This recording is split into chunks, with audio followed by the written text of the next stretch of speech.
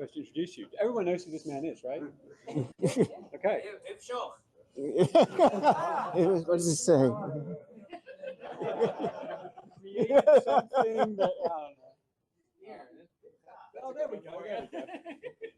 You got a promotion. Oh, okay. You are kind. Yes, so there's people online. All right. So we're going to do a Q&A. If you have questions for Mark, please raise your hand. We'll try and pass a microphone around as best we can so we can pick you up for the folks that are at home. Not that microphone. Oops. That one's going to complain. Huh? Okay. Sure. Take that. Give it a try. Does it have a one cord? Does it? No feedback.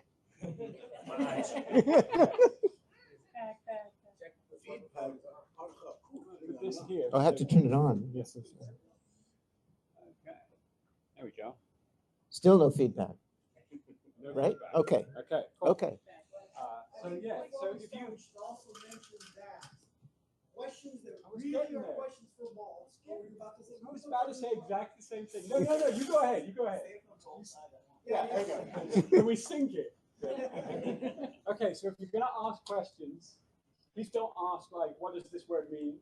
Don't ask grammatic, like, "How do I say this?" kind of questions. Those are Malt's Those questions. are Malt's questions. He's not here. Yeah. So what we have is Mark instead. I know where he is, but he's not. He has no internet in the basement. So. No, the crappy. Yeah. Crappy Wi-Fi, yeah. So he can't join us. But any other questions? Feel free to ask. If you don't want to answer a question, you can always just say "meh." We can move on. So. No question. No Is it questions. so easy? Oh, great. There we go. Okay. All right. Well, the other microphone isn't connecting for some reason. I'll repeat the question. Okay. What was the actor or an actor who had a particular affinity for learning the language quickly? What was the actor who had who most quickly was able to pick up the language? Okay. Probably. Well, none of them that I worked with was able to pick up the language in terms of speaking it. Okay, so we're talking about pronunciation and memorization, really. But obviously Christopher Lloyd, because he's the answer, who's the whatever, anything, because he was first. But besides him, Todd Bryant, who played qep'a in Star Trek V, he pronounced it really well and picked it up really quickly. For Star Trek VI, in Star Trek VI, the daughter of the leader of the Klingon, the daughter of the Chancellor, Azetbur, right?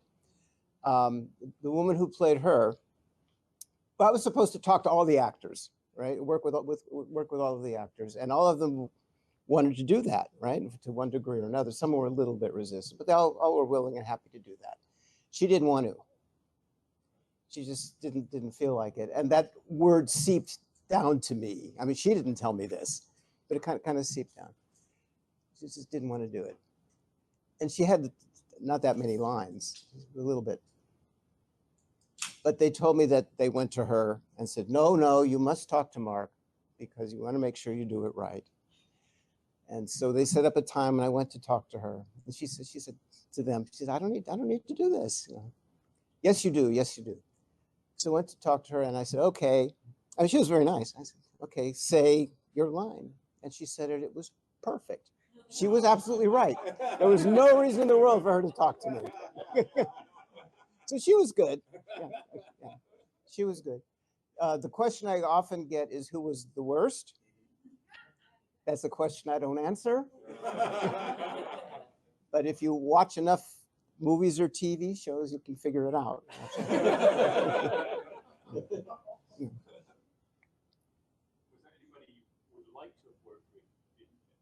Anyone who I'd like to have worked with who I didn't get to work with? Michael Dorn. Yeah, I never worked with Michael Dorn.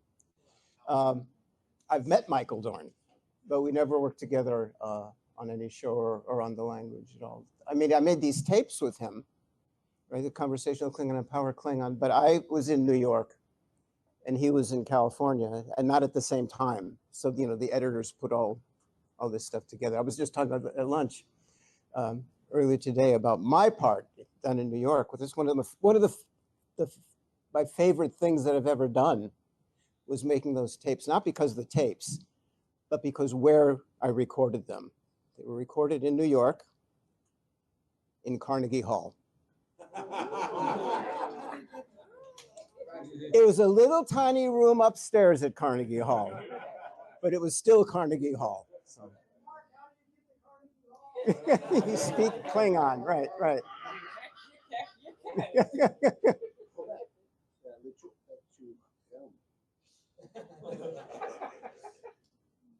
Anyone? This is so easy. Nope. See, everyone. I've said everything I've said so many times that everybody already knows all of this stuff. So what have I been doing lately about Klingon that I can talk about? Very little that I can talk about. Anything that I can talk about. Is there any? Oh, obviously there's things I can't talk about. Yes. Yeah. Yeah. Yeah. Because I've worked on all the new Star Trek shows, starting with Discovery. Obviously, people know that I did not do the Klingon for Discovery, right? I mean, it's the words from the dictionary and the grammar and all that stuff, but the dialogue I did not work on for Klingon. I did work on other languages for Discovery, but not for Klingon. But I worked with Klingon for the other shows, the other newer shows, but especially Lower Decks was my favorite.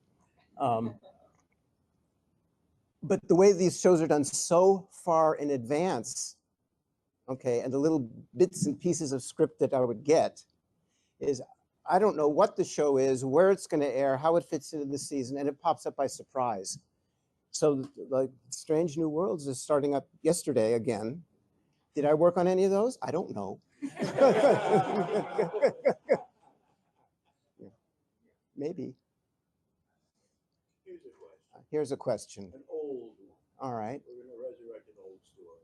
Because I was talking with someone here, and we were fuzzy. We didn't remember the details of how it went down.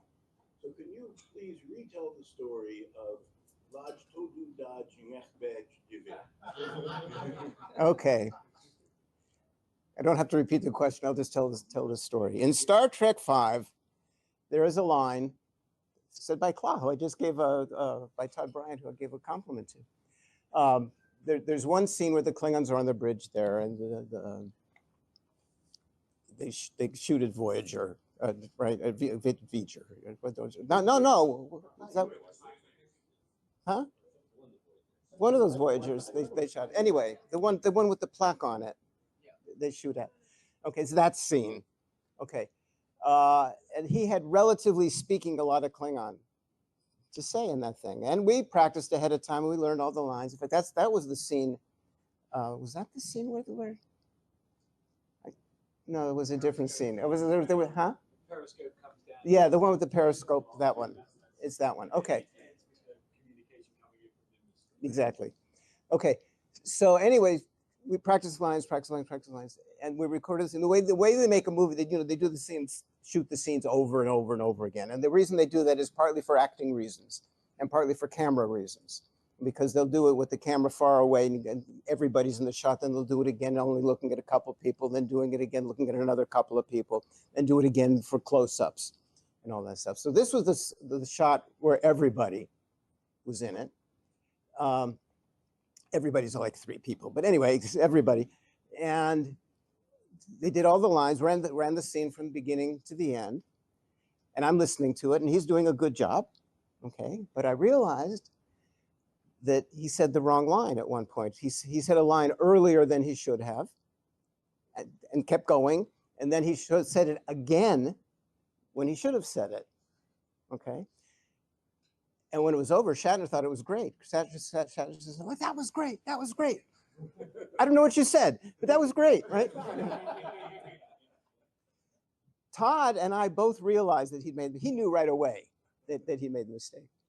And I did, but Shatner really liked that take. So that's the one that ended up in the movie. All right. So now I had to come up with an explanation, a reason that these two lines sounded the same, but meant two very different things. Got all kinds of new words out of that. A little bit of new grammar, I think.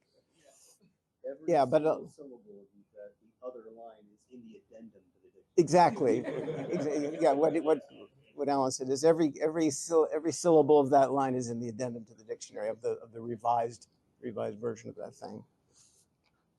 Yeah, there's a lot of Klingon came about as a result of actor mistakes. Okay, because I told many of these stories before, but one of my favorite ones is the one about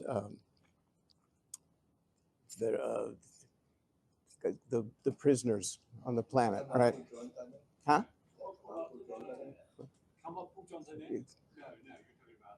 No. Got the prisoners on the. He's in Star Trek 3.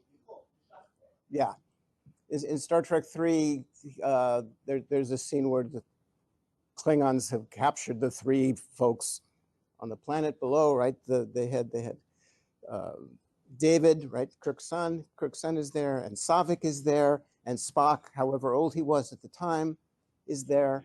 Okay, and there's a Klingon soldier of some kind with pointing a phaser at them and all this kind of stuff. And Krug, right, wants to get a hold of the Genesis device, and he wants to get it from Kirk, and he's trying to convince him to give it. And he says to Kirk, he says, you better do what I want you to do, because I'm very, very serious. And if you don't do what I say, right, bad things will happen. And to prove to you how serious I am, I'm going to kill one of the prisoners on the planet. And then he says that's all in English. And then he says in Klingon to the guy down on the planet, kill one of them, I don't care which one, right? So the way you say that, rephrase that, the way you said that at the time was kill one of them was ha yahoch. Okay, ha at the time meant one. Okay. Okay. Yehoch meant kill. Ye is the imperative prefix, right? Hoch is kill. And then veit is somebody I'm not concerned about, something like that. So kill one of them, I don't care which one. So Christopher Lloyd and I practice this line again and again and again. Ha yehoch veit ha yehoch veit. And now it's time to shoot the scene. The bridge of the bird of prey in that movie was a very small set. It was, people online can't see, but it's probably as big as from this back wall to maybe the first or second row of the seats out here. It wasn't very big. And it was totally enclosed. Okay, they would take out a chunk of wall and put a plastic sheet behind it so it would stay enclosed. So they take out the chunk of wall to put the camera in, shoot the scene from that angle, put the chunk of wall back, take out another chunk of wall, put the camera in, put the sheet behind. And the reason it was totally enclosed is because they had to put this steam into the scene, okay? So if you look at it, you'll see there's this like smoke floating around at about knee level maybe, okay? And they had a machine that would do that. It's like a backwards vacuum cleaner. It would shoot this stuff into the air, then it would settle. Now the reason it was there at all is nobody knows. I was told the reason they were putting that steam there is because in Star Trek the Motion Picture it was there. Nobody knows what it is, why it is, but it has to be the same. And they would shoot in the air and it would settle slowly, slowly, slowly. And when it got to the same level that it was in the last take, the camera guy would say, okay, now. Okay. And then if we had to do it again, have to start all over again, shoot it up in the air, slowly, slowly down. Now, all right, so they're doing all this stuff with the steam, whatever it was, and it came in flavors too. They're different, smell different. Anyway,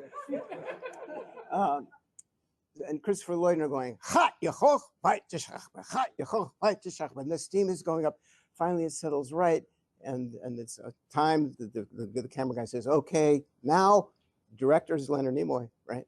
Says, okay, action. And Christopher Lloyd says to Kirk, like that he talked, right? prove to you how serious I am. I'm going to kill one of the prisoners below. Yahoch, tishachbe. Nimoy yells, cut, that was great. Christopher Lloyd says, I blew it. Leonard said, what? What's wrong? He says, I said the Klingon wrong. Okay. Leonard Nimoy turns to me. He says, Mark, how did the Klingon sound to you? This is a Friday afternoon on top of everything else. I said the only answer I could possibly give, which is the Klingon sounded just fine. And then we had to figure out, I had to figure out, all right, how does this work? Okay, because what he said was yachoch, okay, which means kill. And the point of the whole thing was kill one, and he left out the one. Okay, so this is why yeah means imperative with a singular object. So it had to mean kill one. And I had to make a whole new prefix for imperative with a plural object. Okay, because of this steam taking up so much time. Star Trek 1. Because Star Trek 1's right. We don't know why it's there. Right. Yeah, I mean, other things happened that kind of snuck under the radar a little bit. You know this guy, Maltz, right? Krug had two guys, two helpers, or whatever their rank was. He had Maltz over here and Torg over here. I didn't make up any of the names of the characters, okay? But I did think about what the character names might be in Klingon. So Krug, right? Krug is not good Klingon, but Krug is Krug. Maltz is Mat, okay? And Torg, I said was Dorg, like that. Okay. I knew this. It didn't come up in the film ever, right? Because they would just say Maltz and Torg and stuff. But Christopher Lloyd said to me at one point, he said, he had to give this line. Earlier in the thing, Krug gives a command to one of his flunkies down here. There's a Federation ship over there, not the Enterprise, is something else. He says, I want you to fire on that ship, but don't blow it up. He doesn't use these words, don't blow it up, just disable it. And the guy goofs and he blows up the ship and Krug is very, very angry. Okay. And then Torg says to him, my lord. They always called him my lord, right? Never again, never before, but my lord. And Krug swings around pointing the phaser or disruptor thing at Torg. And he says, Krug was so angry he killed the guy who made the mistake, right? He kind of dissolves. Right? He swings around and he says, say the wrong thing, Torg, or I'll kill you too. Okay, the part I'll kill you too got cut out of the film. It's not there. But say the wrong thing, Torg, right? Because he's so angry. So right before we shot that scene, Christopher Lloyd says to me, how do you say Torg in Klingon? And I knew, because I thought about this. I said, Dorg, like that. He says, okay, okie doke, he says, okay. So blah, blah, blah, this stuff happens, and he swings around, he says, say the wrong thing, Dorg, or I'll kill you too. Nimoy yells, cut. Why are you calling my Klingon a dork?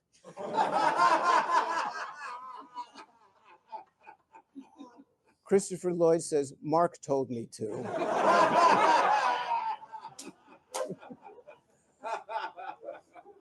Nimoy says, do it again. say Torg. He says to me, Mark, what's the matter with Torg? I said, nothing, that's a good name, Torg. So we did it again. Okay. Swing around, say the wrong thing, Torg, or I'll kill you too. And then afterwards, Christopher Lloyd comes up to me and he says, I am so sorry. I got you in trouble with the director. And I said, don't worry about it. Everything's fine. It's cool. And then he says, did you notice I didn't say Torg? I said Torg. I said it in Klingon. Right? And if you watch the movie, he does. It's very quick, but yeah, he does that. Yeah. All right, here's a question. We hear all the time about how something would be awry, but you didn't want to tell them it was wrong. were there cases that it was wrong enough that even you had to say, no, we got to redo this? Yeah, the question was, you know, I would let things, especially during Star Trek 3, because no one had ever heard the language before except for me, right? So no one knew if it was right or wrong except for me. And if they said it wrong, but it sounded like it could be Klingon, I'd say fine, and I'd make a note, right, and change. Those things changed. Ha and wa must have happened for some reason, but I don't remember why I changed ha to wa for the number one. But if it was really bad, okay, and actually at the very, very beginning, I would say, no, that's bad. I learned quickly, don't do that very often. But if it was really bad, yeah, they would do it again. There's a scene where Krug is supposed to, well, he's telling the guy that I was just talking about, don't blow up the ship.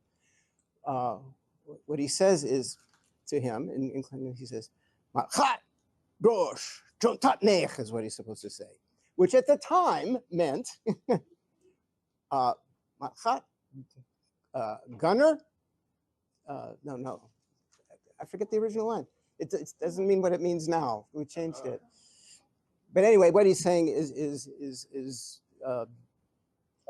target the engine only. Yeah. And matchat used to mean gunner, I think. Anyway, target the engine only.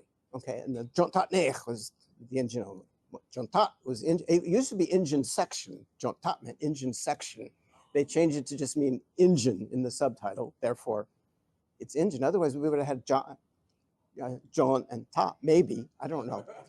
That John ta is engine. Okay, nech only. And Chris Freud comes in and he said, "Machat do jontane," like that. Nimoy says, "Cut." You're supposed to be talking Klingon, not French. Do it again. So they did pay attention. If it didn't sound like Klingon, yeah, we would do it over again. How long did it take for Nimoy to get an ear? Actually, in makeup, it took probably about a half an hour to do that. Yeah. No, I mean, how long did it take her to start noticing that things were wrong when they were wrong? Like, oh, pretty quick. I mean, if it was very much off, people have done it quickly. You were like, oh, you noticed that. Yeah. I didn't expect you to. No. He asked. Yeah, Chris asked if Nimoy caught stuff that I didn't. No. Yeah. Was there anything that surprised you about how a movie set works when you went on to do that? Was anything that surprised me about how a movie set works when I went on to do that? The thing that surprised me, that impressed me, is how everybody knew what they were supposed to do and nobody told them to do it. Okay, when you make a movie, most of the people other than the director, who's very, very busy, is hanging around waiting for their time to do whatever they're supposed to do. So people just hang around, and that includes the actors, but it also includes, all these the gaffers and all these other people in the credits. They're just hanging around, and then all of a sudden they'll get up and go do something, and then someone else will get up and go do something else, and no one's time to do it. Then I realized that I was doing that too. That I knew somehow when I was supposed to go do something, and nobody told me. But the way it works like a machine was very, very impressive. The other thing that impressed me about it has nothing to do with Klingon, but just about movie making and stuff, is how they knew what this would look like on screen, which is different from what it looks like in person. Okay, and somehow they knew that stuff that looked very silly in person would look great on screen, and they were right. And with camera angles and all this stuff. It is a lot simpler now than it was then, because then the cameras were big and stuff, and now they do it with an iPhone or something. And there was no green. Oh my God, yes, everything. There was no green screen, so everything was real. I mean, there was CGI was new. There was a little tiny bit of it in Star Trek 3, which was very, very new at the time. But everything was done as you see it, or models or something like that. Everything practical. I was on the set for one of the J.J. Abrams movies, the first one, where there was a Klingon scene in it originally that got cut out of the film entirely. And I was there in Hollywood for other reasons. I already sent them the lines and stuff like that. It was in Hollywood for some other reason. And called up Paramount and said to my contact at the film, you and I have been talking on the phone, for months or whatever. I'm here just by chance, it would be fun to come to meet you in person. Great, come to the studio. So he arranged for me to go there. I go to Paramount, and they had my name and all this stuff, and they brought a little golf cart thing because you're not allowed to walk in Los Angeles. Got this little golf cart thing and drove me with it. And I never met the guy. My contact, I'd never met him, but they took me to the stage. And someone was showing me around and says, JJ's over there, and so on and so on. And JJ knows you're here. He wants to meet you. I said, oh, wow. Yeah. And what he said, when we finally did meet, we had to wait for a break in the action because they said the director's very, very busy, even though nobody else seems to be. But they brought me over to him and was, hello, this is Mark, this is JJ. Hi. And what he said to me, no one knew anything about this movie at this point, and everyone's very concerned that he's going to ruin Star Trek and all this kind of stuff, right? And he said to me, he says, oh, I'm so glad you're working on this film with us. He says, the fans will really appreciate it. And so he says, I think maybe this movie is going to be okay if he's got fans in mind while he's working on the film. Then he told me that I could stick around and watch whatever was going on. But I had to get out of the way, obviously. And there was a staircase that was part of an old set. It had nothing to do with Star Trek, but it was just there. And it went to nowhere. So I went up to the top of the stairs where I kind of looked down on what was happening. And what the scene was, there was a big platform and a big green screen behind it. I have no idea where they're supposed to be because there was no scenery, right? And these actors were walking around doing something. Where are they? How do they know what's going on? It was very weird there with the green screen. But I watched it anyway, and then in the middle of everything, J.J. Abrams yells at me, he says, Mark, that stairway doesn't go anywhere. I said, yeah, I know. Okay. Yeah, but working with the green screen was very, very different from doing it. Now, I was there. It has nothing to do with the green screen, but in terms of the practical thing, for Star Trek 3, I was there the day the Enterprise blew up, right? Because I said, I'm not going to miss this. The Klingons had no lines. There was Klingons in it, but they had no lines. But I went there. And the preparation for that scene, there's two aspects to it. One is the interior of the bridge, and then the exterior with some models and stuff like that. Not that part, but the bridge part. All night, the night before something, they went into the set, and with a saw would cut little slits in various places where it's supposed to fall apart at the right time, and plant little explosives here and there. And they knew they could only do this once because the set is literally going to fall apart. So they had like 4 cameras in different places to shoot the whole thing. And there's this big giant, in the front of the bridge, this big giant view screen, okay? Which is a big hole.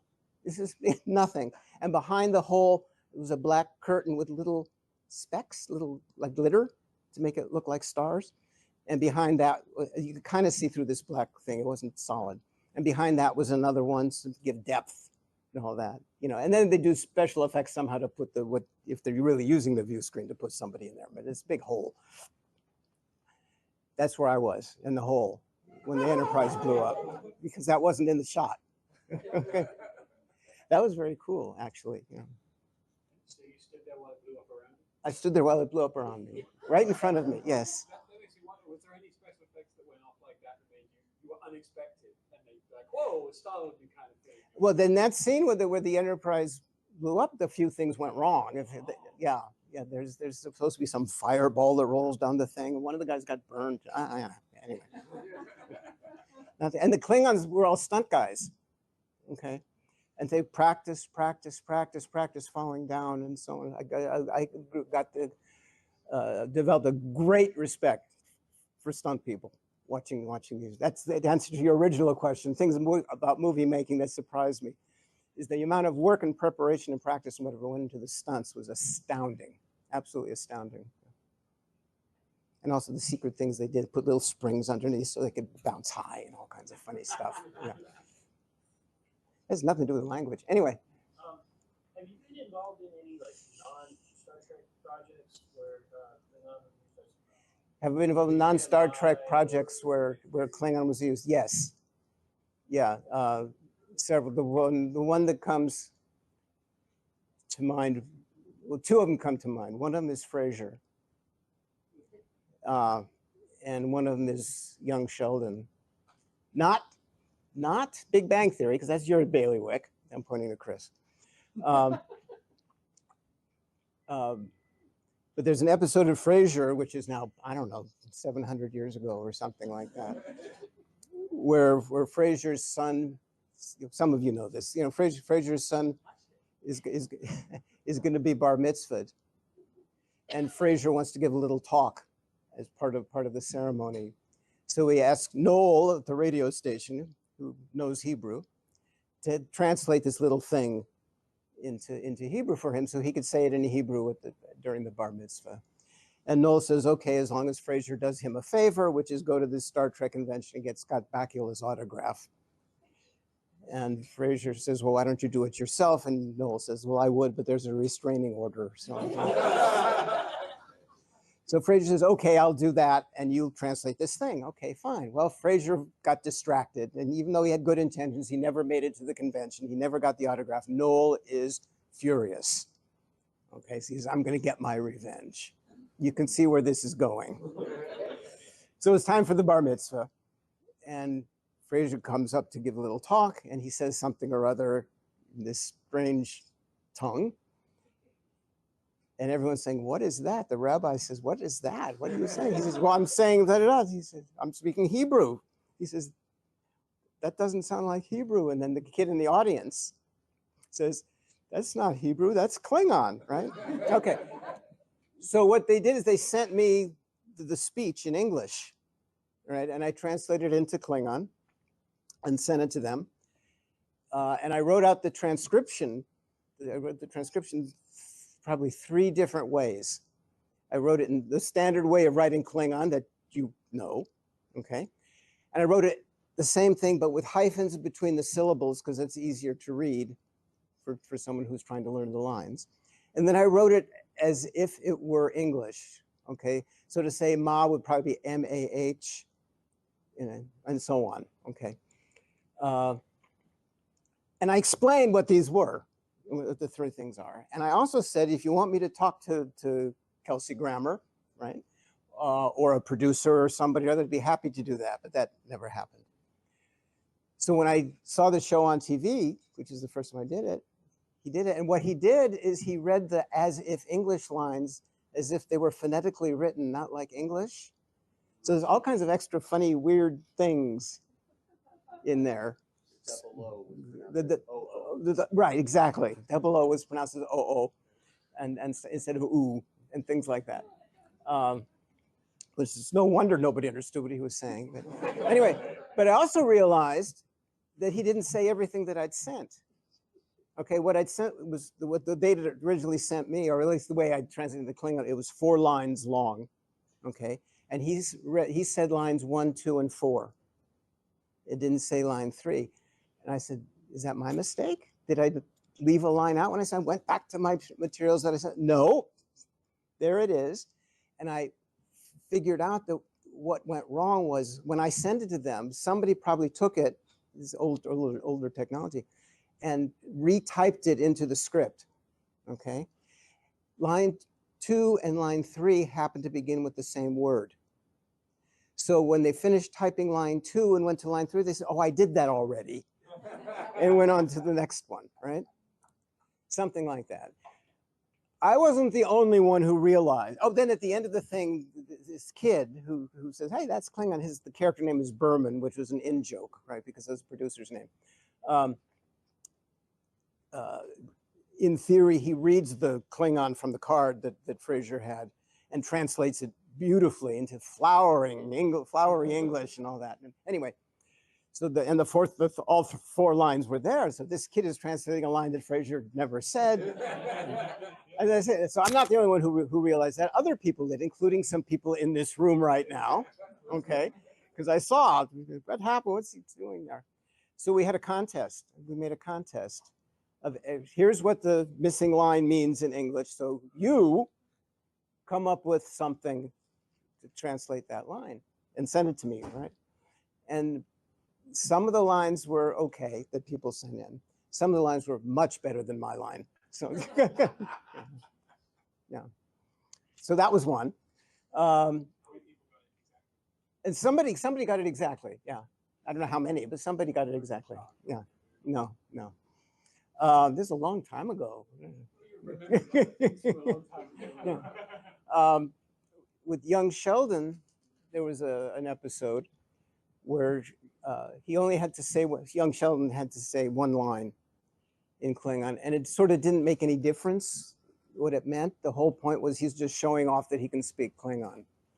And it's a scene with young Sheldon, and I don't know all the characters in that thing, but the science professors, people. Wally Shawn was the actor for one of the guys, and there's a visiting professor of some kind of science or other, a woman who they're all trying to impress in various ways. And young Sheldon figured he'll impress her by speaking Klingon and whatever. So the line they wanted me, I should have researched before I came here. The line they wanted me to translate was a line that when they said it, I said, that line rings, I forget exactly what it is, but maybe someone here will figure this out. That line rings a bell. Why does that line ring a bell? And it's a Monty Python line that became a meme or something, because people translated this line into like 700 different languages online. And it's something they changed. That's it. Yeah. So what was it? My hovercraft is full of eels. My hovercraft is full of eels. That's what they wanted young Sheldon to say. Okay. And I said, yeah. And I said, I don't think young Sheldon would say that, because that became a thing after the time in which young Sheldon is set. Right. Okay. And we didn't have all those words then. So let's come up with something for him to say that he could have conceivably said in 19 whatever year young Sheldon takes place in. So I asked them, what year does, roughly is this happening? And I think it was the 80s, right? And I said, okay, the little blue dictionary was out. The white one was not out yet. So I can't use any words from the addendum to the white dictionary. I can only use words from the blue dictionary, and so on. And came up with something that was historically accurate for him to say, which, and what it was is the where do you keep the chocolate is what we ended up. Because I think he would have gotten that because that's in the phrases at the end of the little blue dictionary and all that stuff. So where do you keep the chocolate? Where do you put the chocolate? So I did the same thing. I wrote it out phonetically, and then now I made tapes. I didn't make tapes for Frasier. And I didn't make a tape for young Sheldon either. I made an MP3 file. But anyway, sent it out. I said, I'll work with the kid if you want, or anybody else, but no. What they did is they sent me all the takes. Again, you do it over and over again. So they sent me 4 or 5 takes, or maybe 4 or 5 of where do you keep the chocolate, and 2 or 3 of the hovercraft thing, because I translated it anyway because they said to, just in case they did that as well. And they said, okay, which one of these are bad? Okay, because they're looking for other things in choosing which ones to do. And for the chocolate one, there was one that he was off a little bit. This kid was incredible. He did an exceptionally good job. With the hovercraft one, he left out a syllable altogether. So I said, if you're going to do that, don't use that take. And for the other ones, I like take 1 and 2 or whatever it was. Anyway, so he had those lines. And the visiting professor, this woman, had 1 line in Klingon, because later in the thing, young Sheldon comes up and says, I forget exactly how it worked, but he says, you speak Klingon too? And she says, yes. Well, he says, well, blah, blah, blah. He says, will you please because she had to give permission for him to do something. Will you let me do it? And she's supposed to say no, okay, in Klingon, all right? So they asked me how to say that. I said, well, in this case is, no, I won't, right? Not yes, no. So I wrote out and made a tape, okay. But when I watched her do it, because I wasn't around when she did it either, she said, all right, that's wrong, but whatever. What I liked about that, though, is I'm watching it with closed captions, this whole thing. And the closed captioner captioned her in Klingon. Okay, they didn't subtitle it. You're supposed to know it means no. But they put in the Klingon word for no. Okay, whoever the closed captioner was must have been very proud of him or herself, because they went to the dictionary. Okay, and she says she's supposed to say ko. She says ko. Okay, the subtitle says Robert. When I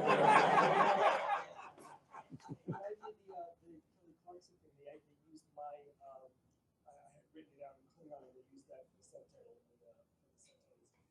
Yeah, Mark was saying he did a thing on Kelly Clarkson where I remember I saw that, yeah, and it was closed caption, but they got from you what to put, so yeah.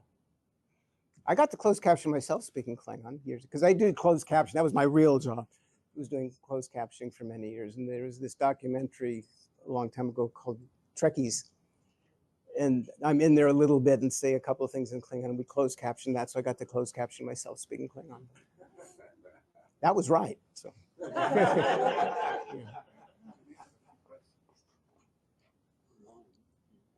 Oh.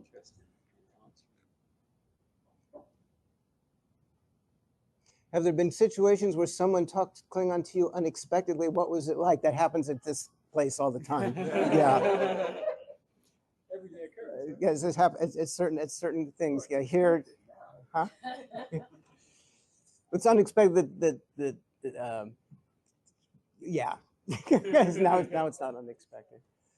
My general response when someone comes up and says something to me in Klingon is to nod politely, because I realize if I say something and I say it wrong, it suddenly becomes right, and it screws everything up. So I have to be very careful.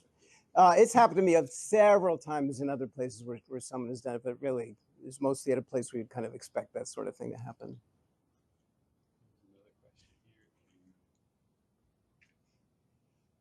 What would your choice be for the next play in the Shakespeare Restoration Project? I don't know what the status of all that is. So here's my understanding, and anyone here can tell me if I'm wrong. The Shakespeare Restoration Project. Obviously, Hamlet has been done. Much Ado has been done. Romeo and Juliet has been done. I don't know if it's finished. I know it's had been being worked on. The Tempest has been done. I don't know if people know that, but it hasn't been published or anything, but it's done. Macbeth is the obvious one. Yeah, this is not a theater. I can say it.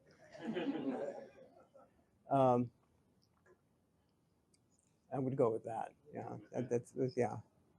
I can comment a little bit on that. I'm, I go to the Shakespeare Admirer Society.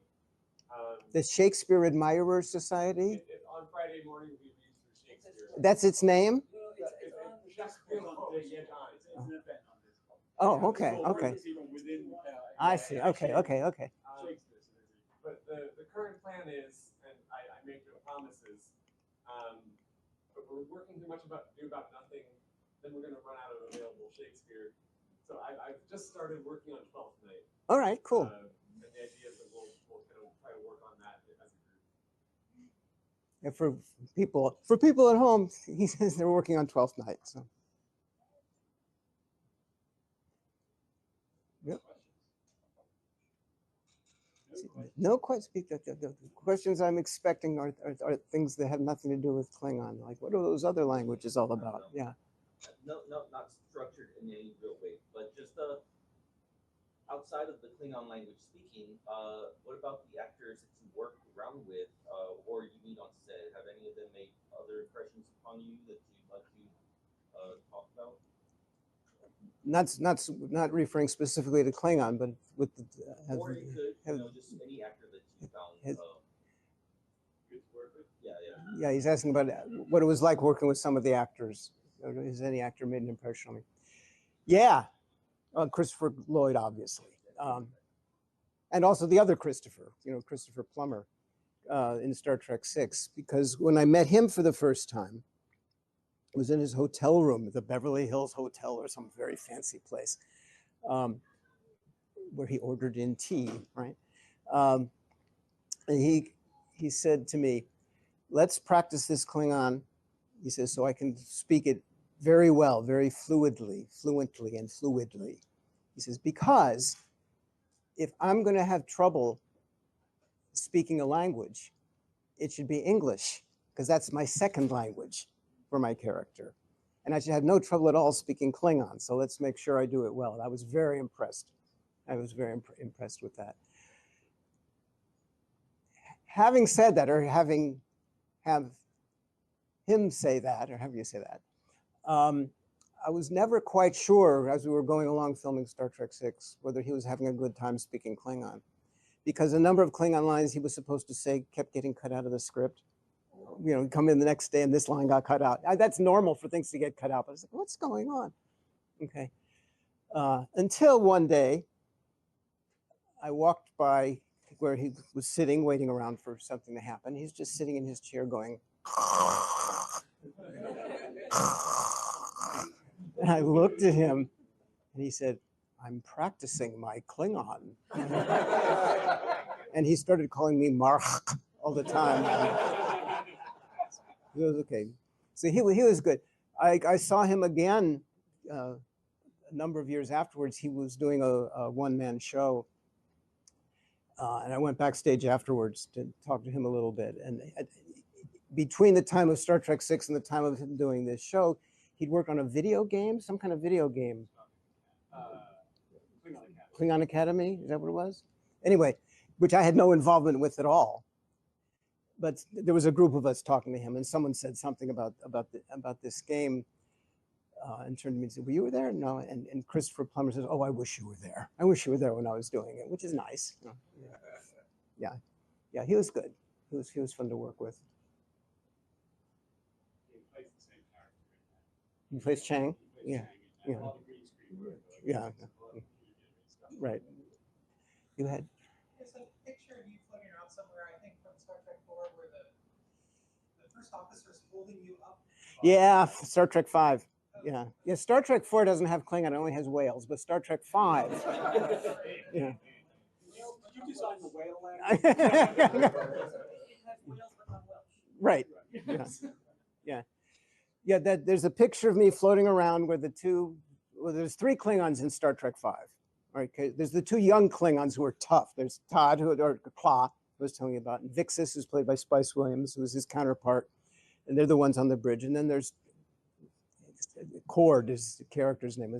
She's Charlie, who is in the bar, the room behind the bar at the beginning, right, where a Klingon, a Romulan, and a Fedi went into a bar. But those are the three Klingons, and they were doing publicity shots one day, and I was just hanging around because you make a movie, you're hanging around, and the photographer's taking pictures of these 3 Klingons, and Spice says to me, "How much do you weigh?" So I told her, she said, "Oh, I can press more than that." And she immediately picks me up, and click, click, click, click, click, click, click. And that's where that picture comes from. Paramount never released that picture as part of the publicity for Star Trek V, surprisingly enough. Again, I'm holding the dictionary and the Klingons are looking angry and stuff like that. But the photographer sent us the pictures, and we all agreed not to release it. We were concerned that Paramount would get mad because it was done on their buck and all this kind of stuff, but it kind of crept out there as things tend to do. So, yeah. Did you do other languages with Star Trek Discovery besides Klingon? Did I do languages with Star Trek Discovery besides Klingon? Yes. And I did not do Klingon for Star Trek Discovery, right? The main one is Saru's language, Kelpian, which I thought was going to be a one-shot because they had the Star Trek shorts, whatever they were called. And there's a tiny bit of Kelpian in that, but it turns out it had legs. It recurred until the series went away. So that's probably the second most worked out Star Trek language that I did. I did a bunch of Vulcan, but I think Kelpian's worked out a little bit more than Vulcan, or my Vulcan is, for Star Trek. So when are we getting the Kelpian dictionary? When the Kelpians come back. Yeah. in that there was a dialect of Klingon used in Strange New Worlds. Oh yeah, that. Can you talk about that, and is there any chance that we might hear about how to properly speak it at some point in the future? The answer, the question was, there's some kind of strange dialect of Klingon in Strange New Worlds, huh? Katu, some name like Katu, yeah. So what do we know about that? And is there any possibility we'll learn more about it in the future? So it's a two-part question. The answer to the second part is I doubt it. The answer to the first part is the task was to come up with a dialect of Klingon. Okay, it was strange. It was a far out dialect, not so it should sound significantly different, but still be Klingon. And the reason for that is it said so in the script, not in those words, but something about it, it's weird. And then in the scene is Spock and Uhura, right? And they're down on some planet or other, and these people walk by who are supposedly Klingons, I guess, because again, I did all this before I saw the show. And they're speaking this stuff, and Spock says, "That's Klingon. That doesn't sound like Klingon." And she says, "Oh yes, it's a strange dialect with some some nonsense syntax, gibberish." You know, that she says. You know, but I can figure it out. I forget exactly what it is. Something about all that. So I made up a dialect of Klingon that was Klingon, but very, very different in certain ways, both grammatically and phonologically, but based on what we all know. Okay. And there was a number of lines, okay? And the way it pans out in the show is you hear maybe one of them, but she has a device, okay? And she says a line something, but I can see on here and it'll help me figure out what they're saying. And I think you can see stuff written out there on if you have a magnifying glass or something, you know. But it's very, very little. A line or two is all that remains. But there was a bunch of dialogue of that. Clove thought it was terrific because she's the only other person, as far as I know, who saw it in its entirety.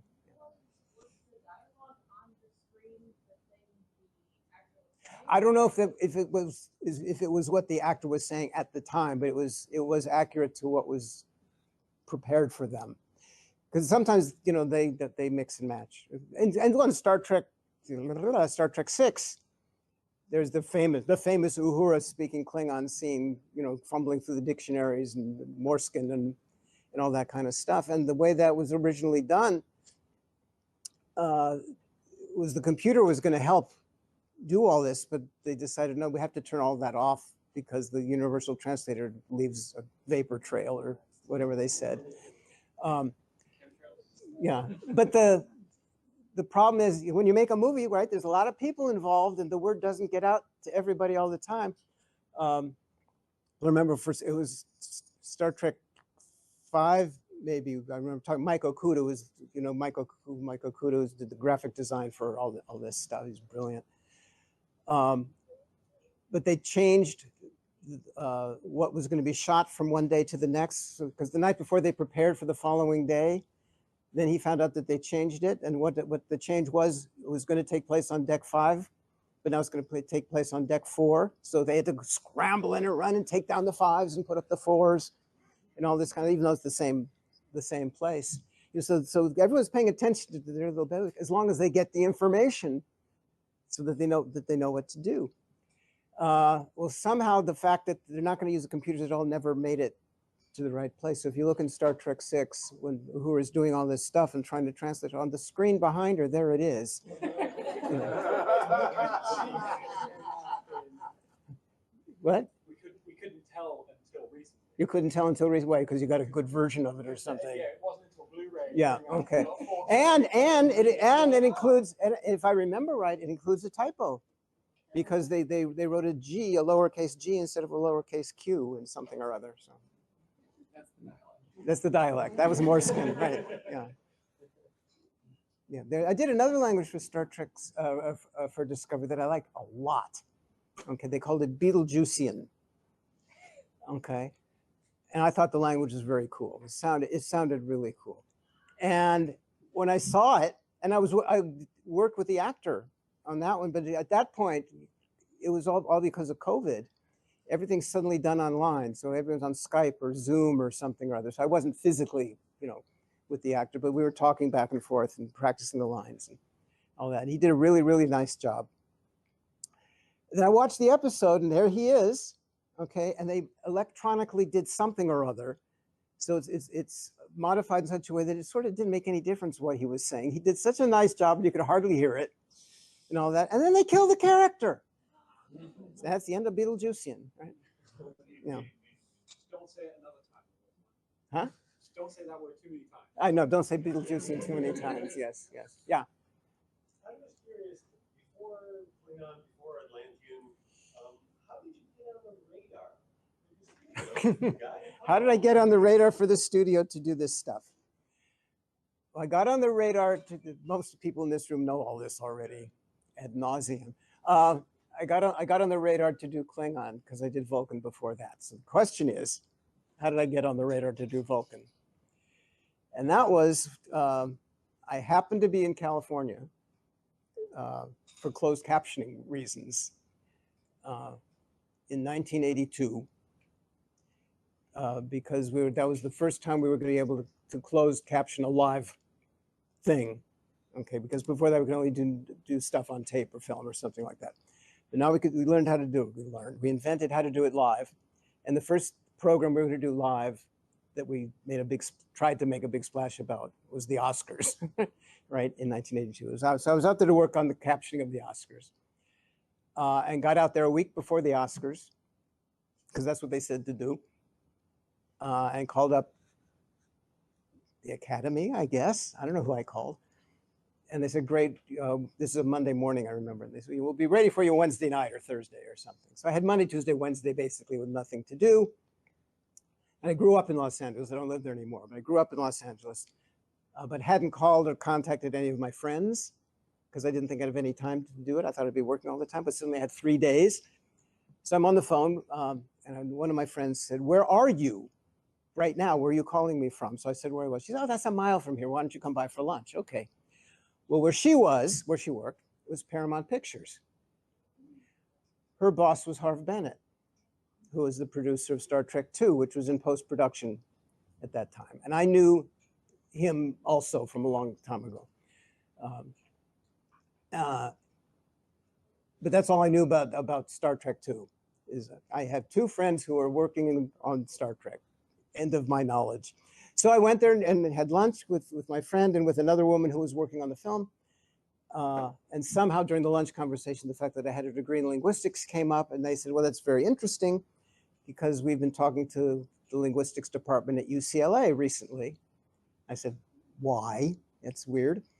Well, there's a scene in Star Trek II, no NDAs or anything. There's a scene in Star Trek II where Mr. Spock has a conversation with this new Vulcan character, a woman character called Savik. And when we filmed the scene, they were speaking English because the script said to speak English. But now that we're in post-production and editing for a number of reasons, which are very good reasons, which I'll come back to if you want, but everyone thinks they should be speaking Vulcan to each other rather than English. So we got the idea of hiring this linguist from UCLA to come over, look at the scene, make up gibberish that when spoken matches the lip movements, okay? And then we would dub it in and put in the new subtitles. And I said, that's brilliant. That's a really smart way of doing it, and hiring a linguist makes sense because they understand how to make your mouth do things and what sounds you can see and what sounds you cannot see and all that kind of stuff. And they said, yeah, we thought it was a good idea too, but it's turned around. This is 1982. This is a while back. I honestly and truly do not remember what the headache was all about. But it was a boring headache. I remember that. I mean, it was playing phone. This is pre-internet. This is pre-everything. Except, right, yeah, yeah. So she said, I don't know what we're gonna do because we have to have this taken care of right away. And I said, what do you mean right away? It's got to be done by the end of this week, which is exactly how long I was in town for the Oscars. So I said, I can do that. Because as they were telling me about it, I was thinking how I would go about doing it, not thinking I was going to do it. And my friend said, yeah, he can do that. He's got the same kind of degrees as those people at UCLA do. At that point, the associate producer happened to walk by. Turned in, they went, we just solved the Vulcan problem. He says, what are you talking about? So they told him, and he says, come see me after lunch. And the fact that Harv Bennett was not irrelevant to the story because he was the big boss. And so it was his decision to hire me. So he wasn't hiring somebody that he'd never heard of. Okay, but that's not what I went there for. You know, I went there to get a sandwich, not to get a job. Yeah. So that happened. And then about a year and a half later, he called, Harv called and said, well, we're making another movie and the villains are going to be the Klingons. He says, I think, meaning Harv Bennett thinks, that they should speak their own language. He says, you did Vulcan, you want to do Klingon? So that's how that happened. You mentioned the reasons that you get back to. Oh, yeah, the reason they wanted to change the language from English into Vulcan was because of one line in that scene. Well, there was one line that remained in the scene and something that cut out. The important part is the line that remained. The original, what the scene is as it is now, is Kirk comes aboard the Enterprise to do an inspection. Now he's Admiral Kirk. He comes aboard the Enterprise to do an inspection. He talks to Spock and Saavik a little bit, and then he goes away for a tour of the ship or something. And Saavik turns to Spock and says, again, as it is now, he's never what I expect. And Spock says, well, what do you expect? Or what surprises you? Or something like that. And she says, well, he's so human. And Spock says, nobody's perfect, okay? So that's the scene. The original dialogue was, she says, he's not what I expected, okay? Which suggests that this is the first time she's met him. But we know she's met him before in the Kobayashi Maru thing, which comes at the beginning of the film, okay? As originally scripted, either the Kobayashi Maru was not in the film at all or was somewhere else in the film, okay? The reason they put it at the beginning of the film or wrote it at all was because there was a rumor floating around that in this film Spock dies, okay? It got out there. So they said, here's a way to deal with it. We'll put in this phony death scene at the beginning.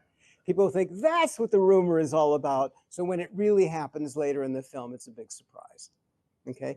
But because they put that scene there, they had to change this other scene. And instead of shooting it all over again, they said, well, the way to change that is to change it to a different language and then change the subtitle to mean what we want it to mean. At which point Harv Bennett said, it must have been very easy writing for Darth Vader. So.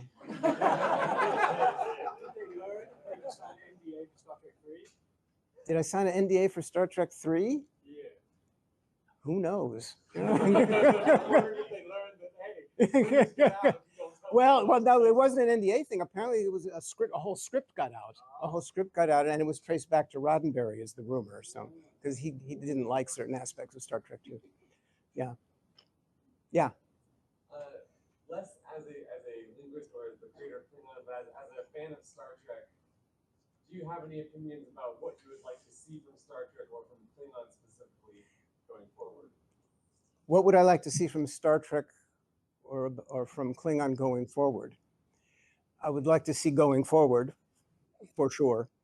Yeah, I'd like to see more Klingons. Well, I think the Klingons, speaking as a fan of Star Trek and not as a Klingon guy, can be overdone.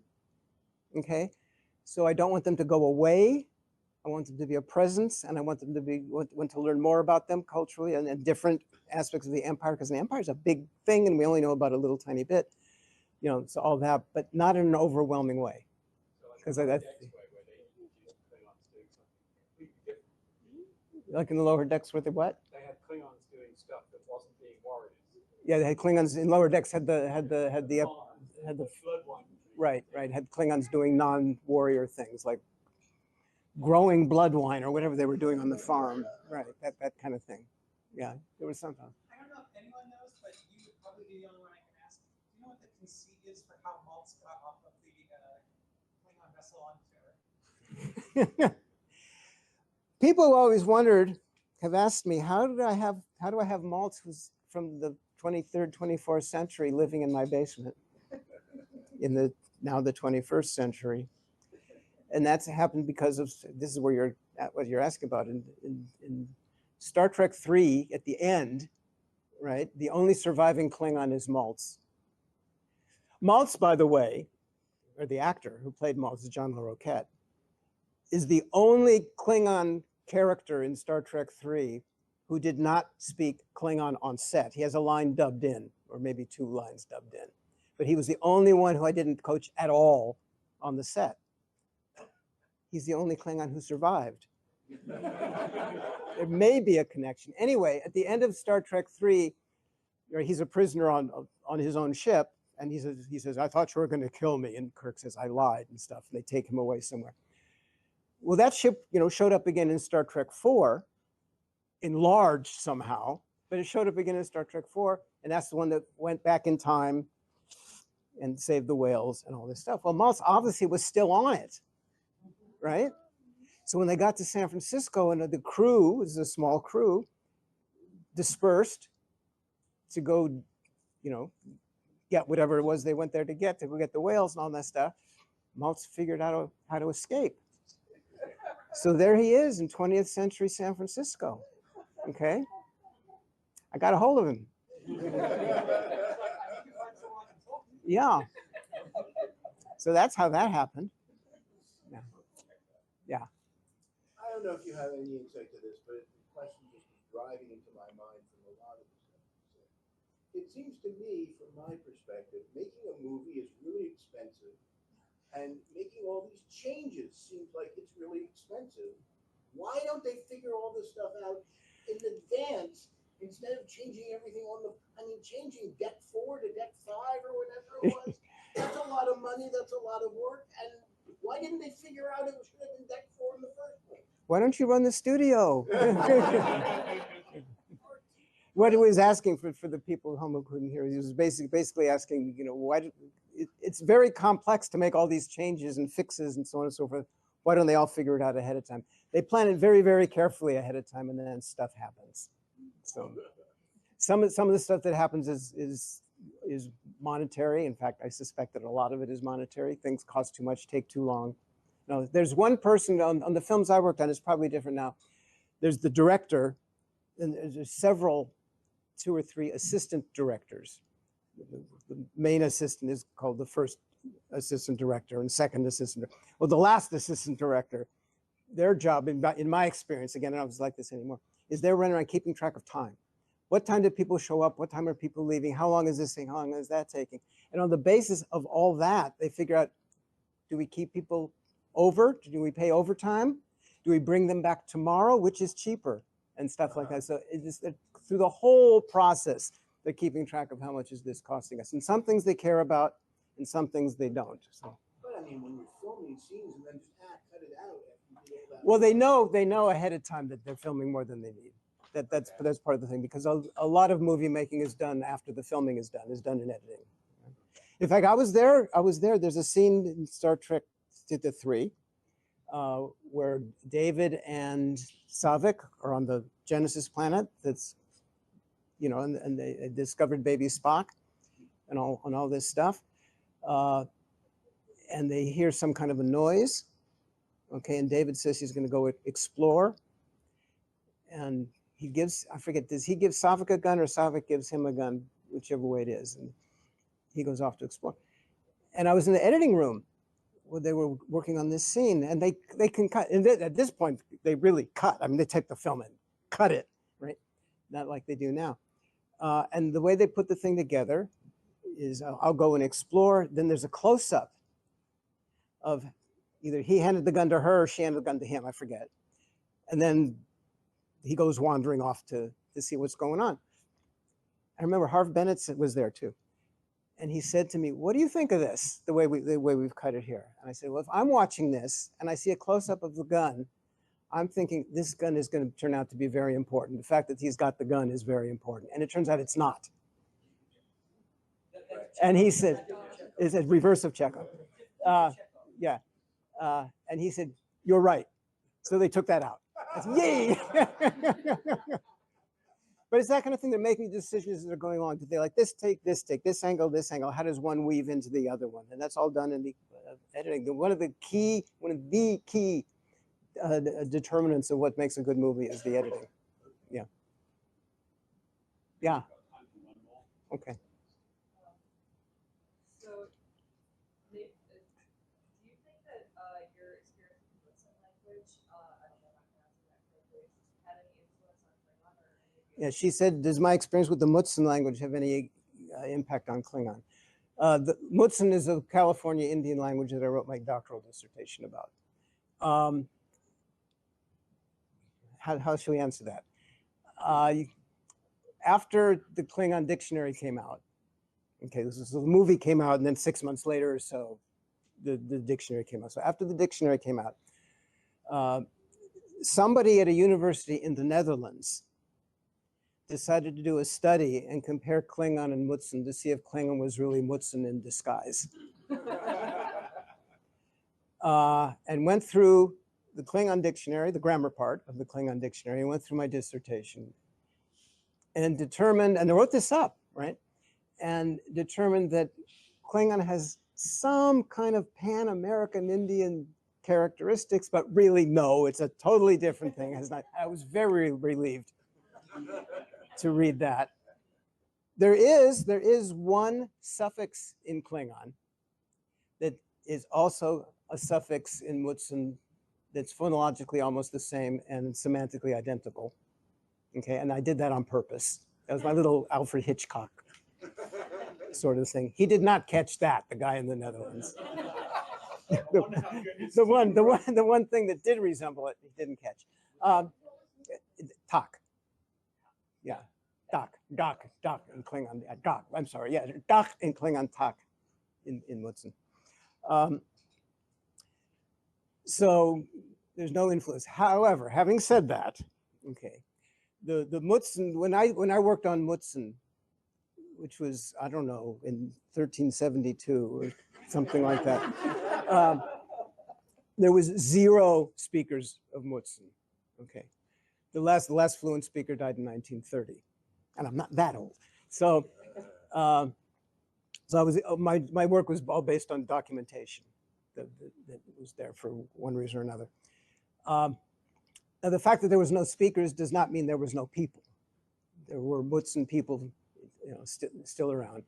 And over the years, they got themselves organized and blah, blah, blah, blah. And one of the things they did, like everybody else, is get a website. And if you go to their website, it talks about the people and about their history and this and that, and it talks about the language. And in the page about the language, it talks about me, and it talks about this guy named John Harrington, who is an anthropologist for the Smithsonian, who did the bulk of the work that my stuff is based on. And blah, blah, blah. And then it also says that this guy, Marc Okrand, who studied our language, is the guy who developed the Klingon language based on our language. So I saw that go, no, because I was concerned. One of the things I was very careful about in making Klingon is that it not resemble Mutsun, because I figured that would be the first thing people would jump on as saying that's all it is, right? So I tried to make it not Mutsun at all, and partly for that reason, partly because the Klingons. Okay, I didn't want Klingon to resemble anything, because the Klingons at that time, all we knew about them is what we saw in the original series. And in this movie, the Klingons are mean and horrible and awful and warrior and yeah, who'd want to be associated with them, right? And I didn't want Mutsun to be associated with them, because that'd be some kind of an insult, right? Well, they're very proud of it, it turns out. And years later, I was invited to give a talk to the tribe, and they said that the topic should be how their language gave rise to Klingon. So I thought about this for a while. I said, all right, this is what they want me to talk about. And I realized that it did have an influence. It did not influence the phonology. It did not influence the grammar, and with one exception, right? The suffix.